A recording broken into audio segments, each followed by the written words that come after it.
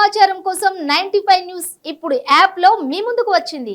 వెంటనే డౌన్లోడ్ చేసుకుని news update తెలుసుకోండి. ప్రతి క్షణం ప్రజాక్షేమం కోసం.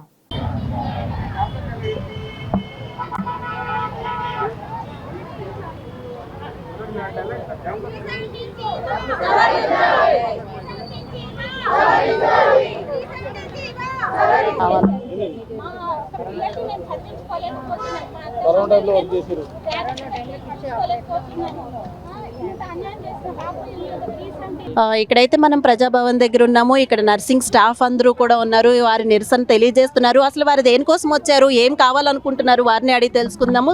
మేడం, మీ పేరు? నా పేరు జ్యోతి అండి. మీరందరూ ఎక్కడి నుంచి వచ్చారు, అసలు దేనికోసం వచ్చారు చెప్పండి. మేమందరం డిఫరెంట్ డిస్ట్రిక్ట్స్ నుంచి వచ్చాము. యాక్చువల్గా మేము చదువుకున్న ఒక జోన్ అయితే మమ్మల్ని ట్రాన్స్ఫర్ చేసింది 317 జియో అని ఒక జియో తీసుకొచ్చి మమ్మల్ని అన్యాయంగా మాది కాని ప్రాంతాలకు మమ్మల్ని బదిలీలు చేశారు. సో దీనివల్ల మేమే కాదు, మా కుటుంబాలు ప్రతి ఒక్కరు ఇబ్బంది పడుతున్నారు. మేము రిక్రూట్ అయ్యింది 2021. అప్పుడు మేము పనిచేసి 6 months అయిందో లేదో మాకు ఇచ్చిన ప్లేసెస్ వదిలిపెట్టి మళ్ళీ వేరే ప్లేసెస్కి ట్రాన్స్ఫర్ చేస్తారు 317 జియో అని తీసుకొచ్చి. సో దీనివల్ల మేము మా స్థానికతను కోల్పోతున్నాం. మేమే కాదు, మా పిల్లలు కూడా మా స్థానికత కోల్పోతున్నారు. ఏంది ఇప్పుడు నర్సింగ్ స్టాఫ్ అంటే ఒక ఎమర్జెన్సీ సర్వీస్ అండి, అవునా? ఒక ఎమర్జెన్సీ సర్వీస్. మేము మా టైంలో మేము ఎమర్జెన్సీ సర్వీస్కి వెళ్తాం. నైట్ డ్యూటీస్ అనేది మాకు 1 month అట్లుంటాయి. ఆ టైంలో మా పిల్లల్ని ఎవరు చూసుకుంటారు? మా పిల్లల్ని, మా కుటుంబాలను ఎవరు చూసుకుంటారు? ఇలా ఎంత మందిని బదిలీ చేశారు మేడం? ఇలా చాలా మందిని చేస్తారండి, చాలా మందిని, కౌంట్లెస్ చాలా మందిని చేస్తారు, చాలా మందిని చేస్తారు. మేము టైంలో మేము మా డ్యూటీస్కి వెళ్ళిపోతాం. మాకు ఆడపిల్లలు, చిన్న పిల్లలండి, ఒక 6 months బాబు, ఒక 3 years పాప, అలాంటి వాళ్ళని మేము ఎవరి దగ్గర వదిలిపెట్టుకోవాలి? ఇప్పుడు ఓకే, మమ్మల్ని ట్రాన్స్ఫర్ చేశారు. మా భర్తలు, మా ఉద్యోగం వల్ల మా భర్తలకు కూడా ఎంప్లాయ్మెంట్ పోయిందండి. వాళ్ళు కూడా కంప్లీట్గా వాళ్ళ ఫ్యామిలీస్ని వదిలిపెట్టి మా దగ్గరకు వచ్చి మాతో పాటు ఉంటున్నారు. ఎంప్లాయ్మెంట్ అనేది వదిలిపోయింది. సో దీనివల్ల మా భర్తలకు ఉపాధి పోయింది. మా అత్త మమ్మల్ని, మేము ఆడపిల్లలు, మా అత్త మమ్మల్ని, మా అమ్మ నాన్నని మేము చూసుకోవాలి కదా. అవన్నీ వదిలేసి మేము మా ప్లేస్లోకి మమ్మల్ని పంపించారు. సరే, ఏదో ఒక 1 hour 2 hours అనుకుంటే కాదండి. 200 kilometers, 250 kilometers, 300 kilometers ఇష్టం వచ్చినట్లు ఇట్లా విత్తనాలు పడేసినట్లు, ఎరువులు వాడేసినట్లు మమ్మల్ని చెల్లా చెదురు చేస్తే మేము ఎక్కడ బతకాలి? మాకు సవరణ చేయండి, 317 జియో రద్దయినా చేయాలి. మేము హైకోర్టులో కేసు కూడా వేసామండి. సో ఇప్పుడు ఏంటంటే కొత్తగా 7,000 వేకెన్సీస్ వచ్చాయి. 7,000 వేకెన్సీస్లలో స్టాఫ్ నర్సెస్ని రిక్రూట్ చేసుకుంటున్నారు.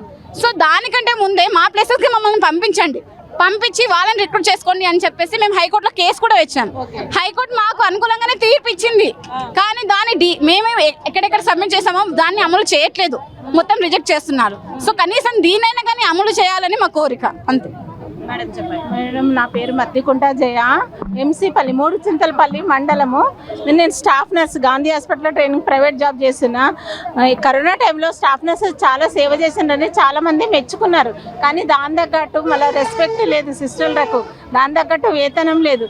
కావున దయచేసి రేవంత్ గారు గెలవాలని ఎన్నో దేవుళ్ళని మొక్కుకున్నాము, ఎంతో ఆశపడ్డాము. మా కోరిక నెరవేరింది. ఆయన కూడా మా కోరిక నెరవేర్చాలి. మా సిస్టర్లు అంటే రెస్పెక్ట్ ఇవ్వాలి. ప్రతి దగ్గర, ప్రతి హాస్పిటల్లో వాళ్ళకు మంచి స్పెషల్గా అన్ని అరేంజ్ చేసి ప్రత్యేక రెస్పెక్ట్ ఇవ్వాలని నేను రేవంత్ అన్నను, సీతక్కను మరియు బట్టి విక్రమార్క అని కోరుతున్నా. నేను హైదరాబాద్కు చాలా దగ్గర, 40 kilometers షామీర్పేట అంటే. మద్దికుంట జయ, మాది కొల్తూరు గ్రామము. నేను తెలియని వాళ్ళంటే ఎవరు ఉండరు. నేను 100 రూపాయలకే నేను ఊర్లో డెలివరీ చేస్తా. ఎంతో మందికి పేదవాళ్ళకి సేవ చేస్తా. ఆ సేవను గుర్తించాలని కోరుకుంటున్నా. Thank you. మాకు ఇంకొకటి ఏంటంటే, ఇప్పుడు మేము అప్ అండ్ డౌన్ చేయడానికి ఇదేం దగ్గర ప్లేసెస్ కూడా కాదండి. నాగర్ కర్నూలు, జోగులాంబ అంటే మేము ఏ రోజు కూడా, మా ఫ్రెండ్స్ కూడా లేరండి అక్కడ. ఒక టికెట్ కొనుక్కొని పోయింది కూడా లేదు. మేము అసలు ఒక్కళ్ళమే వెళ్ళి అక్కడ మేము రెంట్ తీసుకొని మళ్ళీ అక్కడ కొత్తగా ఇల్లు కాపురం పెట్టి మళ్ళీ స్టవ్లు కొనుక్కొని, ఉప్పులు పప్పులు కొనుక్కొని ఇక్కడ ఒక ఫ్యామిలీ రన్ చేయాలి. మళ్ళీ అక్కడ ఒక మాకు వచ్చే జీతాల్లో మేము అన్ని ఎలాగా రన్ చేసుకోగలుగుతామండి? అది ఏ విధంగా కూడా, ఎవరైనా సరే వాళ్ళు పుట్టిన ప్లేస్లో వాళ్ళు వాళ్ళ ప్రజలకి సేవ చేసుకోవాలని అనుకుంటారు. మేము అసలు ఎక్కడో తెలియని ప్లేస్లోకి వచ్చి మేము ఎందుకు వెళ్తాం? అదే కాకుండా మేము అక్కడికి వెళ్ళినందుకు అక్కడ లోకల్ పీపుల్ ఎవరైతే ఉన్నారో వాళ్ళకి కూడా జాబ్స్ అనేది రావు ఆ లోకల్లో. అప్పుడు మరి వాళ్ళ పరిస్థితి ఏంటిది? ఈ 317 జీవో అనేది ఎవ్వరికి న్యాయం లేదండి, ఎవ్వరికి న్యాయం లేదు. మీరు ఒక్కొక్కరిని కదిలిస్తే ఒక్కొక్కరికి ఒక్కొక్క కథ వెళ్తుంది. కాబట్టి మేము రేవంత్ రెడ్డి సార్ని కోరుకునేది ఒకటేంటంటే సార్ 370 జీవోని మీరు దయచేసి ఎట్లయినా మీ యొక్క సమీక్షంలోకి తీసుకొస్తున్నాము. మీరు ఈ యొక్క 317 జీవోని ఎలాగైనా సరే సవరించండి సార్, మిమ్మల్ని మేము రిక్వెస్ట్ చేసుకుంటున్నాము. మీరు మాట్లాడిన తీరు, మీ యొక్క రిక్రూట్మెంట్ ఏదైతే ఉందో మేనిఫెస్టోలో కూడా మీరు పెట్టారు సార్, దాని గురించి కూడా మేము చూసాము. కాబట్టి మేము ఓటేసి మేము మిమ్మల్ని గెలిపించుకున్నాం సార్. ఎలాగైనా సరే మీరు మాకు న్యాయం చేయాలని మేము కోరుకుంటున్నాం సార్.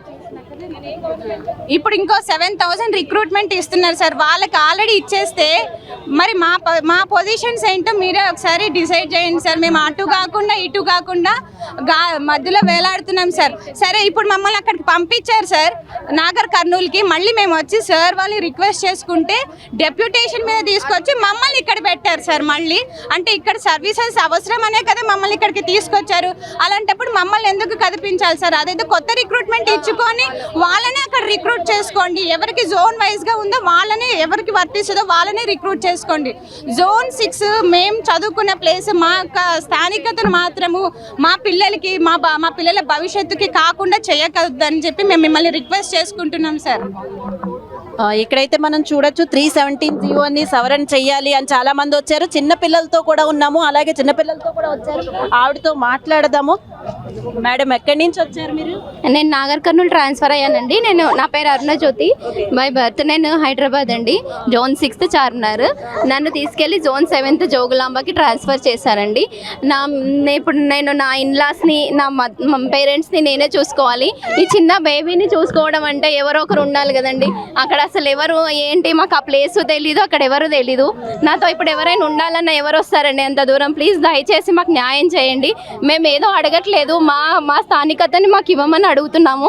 ఇంత చిన్న పిల్లల్ని మేము తీసుకొని అంత దూరం జర్నీ చేయాలంటే చాలా కష్టం అవుతుంది సార్. ప్లీజ్ అర్థం చేసుకోండి, దయచేసి మాకు న్యాయం చేయండి. అయితే మళ్ళీ హైకోర్టు తీర్పును అమలు చేయాలి అని కూడా అంటున్నారు. దీని గురించి ఏంటి సార్ చెప్పండి. ఇప్పుడు మాకు హైకోర్టు జీవో ఇచ్చిందండి. మాకు అప్పుడు వేకెన్సీస్ లేవు అని చెప్పేసి మిమ్మల్ని ఆ ప్లేసెస్లో వేసినామని అన్నారు. ఇప్పుడు కొత్త ఇవి పోస్టులు 7,000 పోస్టులు అట్లా ఇస్తున్నారు. ఇప్పుడు మేము 230 మంది ఉన్నాము. మమ్మల్ని ఆ ప్లేసెస్లో రిక్రూట్ చేయండి. మాకు న్యాయం చేసిన తర్వాత కొత్త పోస్టింగ్ చేయండి. అప్పుడు మాకు మా డిస్టిక్లలో, మా జిల్లాలలో మాకు పోస్టులు లేవు అని చెప్పేసి దూరం ఎక్కడో పడేశారు. 600 కిలోమీటర్లు మాది నల్గొండ డిస్టిక్ తీసుకెళ్ళేసి నిజామాబాద్ డిస్టిక్లో పడేశారు మమ్మల్ని తీసుకెళ్ళేసి. మాకు అక్కడికి ఇక్కడికి అప్ అండ్ డౌన్ వచ్చేసి 600 కిలోమీటర్లు ఉంది. పిల్లల్ని తీసుకొని పోయి అక్కడ అంత దూరం ఉన్నారు. మా పేరెంట్స్కి జ్వరం తగిలితే ఇంటికి పోవాలంటే 600 కిలోమీటర్లు 8,000 ఖర్చు పెట్టుకొని పోవాలి మేము అంత దూరంకి. అయినా కానీ మేము ఇక్కడ ఇచ్చేయలేకపోతున్నాం. ఇప్పుడు కొత్తది మళ్ళీ నోటిఫికేషన్ ఇచ్చారు. ఇచ్చి 7,000 పోస్టులు. ఫస్ట్ 5,000 చిల్లర ఇచ్చారు. ఇప్పుడు మళ్ళీ 1,800 పోస్టులు పెంచేసి మొత్తం 7,000 రిక్రూట్ చేస్తున్నారు. ఇప్పుడు మేము హైకోర్టు కేసు వేసినాము దీనికి. అప్పుడు మాకు పోస్టులు లేవని చెప్పేసి అన్నారు. ఇప్పుడు కొత్త నోటిఫికేషన్ ఇచ్చారు కాబట్టి ఈ కొత్త నోటిఫికేషన్ రిక్రూట్మెంట్ జరగక ముందుకే మాకు న్యాయం చేసి తర్వాత వాళ్ళకి చేయమని చెప్పేసి మిమ్మల్ని రిక్వెస్ట్ చేస్తాం. ఇప్పుడు లోపలికి వెళ్ళి ఎవరిని కలిసారు? మేడం గారిని కలిసాము. రిప్యుటేషన్ మేడం ఇచ్చాము. ఏమన్నారు?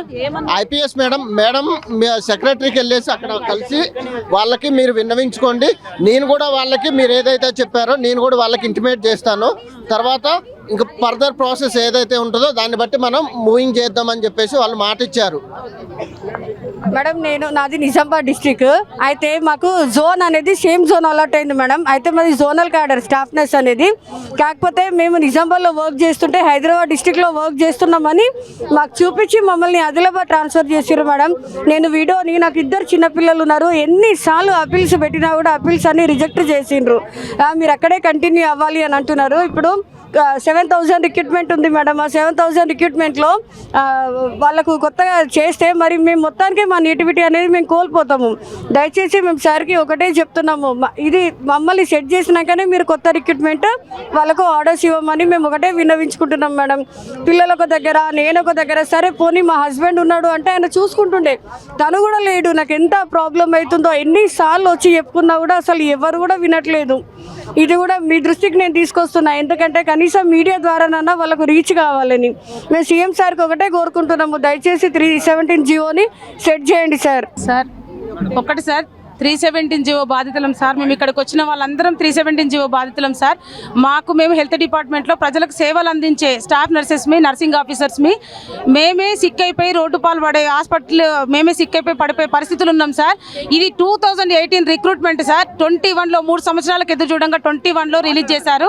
21లో 5-6 టైమ్స్ బ్రేక్ చేసి ఆ తర్వాత ఇచ్చారు. మా ప్రాణాలు ఆగిపోయేంత టైంలో మాకు ఇచ్చారు సార్. అది కూడా మీరు వేకెన్సీస్ చూపించారు. అప్పుడు జస్ట్ జోన్లు 2, 5th, 6th జోన్స్ 2 చూపించారు. 6th జోన్లో ఉన్న వాళ్ళం మీరు వేకెన్సీ చూపించిన ప్లేస్లలోనే మేము చూస్ చేసుకున్నాం సార్. దాన్ని మేము వితిన్ 4 మంత్స్లోనే 6 మంత్స్లో మా పిల్లల్ని తీసుకొచ్చుకొని మేము సెటిల్ అయ్యే టైంలోనే మాకు ఎలాంటి ఇంటిమేషన్ లేకుండా రాత్రి మెసేజ్లు పెట్టి దూర ప్రాంతాలకు, దూర జోన్లకు మమ్మల్ని పంపించారు సార్. గద్వాల్ జోగులాంబ అసలు తెలియంది, నాది యాదాద్రి భువనగిరి డిస్టిక్ జోన్, నాది జిల్లా. నన్ను గద్వాల్ జోగులాంబకు పంపించారు సార్. అసలు తెలియని ఏరియాలకు పంపించారు సార్. వెళ్ళిపోయాము. కాకపోతే సార్ సీఎం గారికి ఒక్కటే విన్నపం సార్, ఈ 317 జీవోని సవరణ చేయండి సార్. ఇది ఎందుకంటే ముందు వాళ్ళకి వేరే డిపార్ట్మెంట్ వాళ్ళకు కూడా 317 బాధితులు ఉన్నారు, కానీ వాళ్ళకి ఏ రిక్రూట్మెంట్ లేదు సార్. మాకుంది రిక్రూట్మెంట్. ఇప్పుడు 7,000 పోస్టులు రిక్రూట్మెంట్ చేసుకుంటా అంటున్నారు. కాబట్టి దయచేసి మేము వాళ్ళకంటే సీనియర్లు అవుతాం సార్. మాదేదో మాకు క్లియర్ చేసిన తర్వాత వాళ్ళని రిక్రూట్ చేసుకోండి సార్. మీరు కాంగ్రెస్ గవర్నమెంట్లో కూడా మేనిఫెస్టోలో పెట్టారు సార్.